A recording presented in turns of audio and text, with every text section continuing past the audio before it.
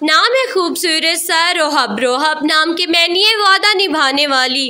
खूबसूरत सा अगला नाम है अफरीदा। अफरीदा नाम के मैनी है तख्लीक की हुई। खूबसूरत सा नाम है कुरत। कुरत नाम के मैनी है आँख, ठंडक। खूबसूरत सा अगला नाम है अरीना। अरीना नाम के मैनी है बहुत पाक। खूबसूरत सा अगला नाम है लेटेस्ट सा नाम है मल्हा। मल्हा नाम के मैनी है मोहब्बत करने वाली।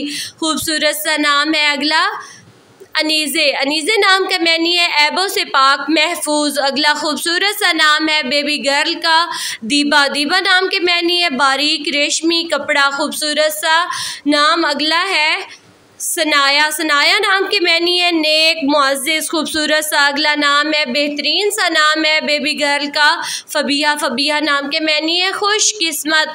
अगला खूबसूरत सा बेहतरीन सा नाम है बेबी गर्ल का अरीबा। अरीबा नाम के मैनी है अक्लमंद, दाना, होशियार। खूबसूरत सा नाम है अरीबा। नाम है अलीहा। अलीहा नाम के मैनी है खूबसूरत फूल, खुशनुमा फूल, खूबसूरत फूल। नाम है ज़ुलेखान।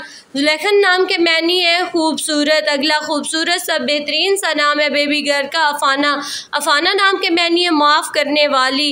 खूबसूरत सा नाम है अगला रूमेहा। रूमेहा नाम के मैनी है खूबसूरत पत्थर।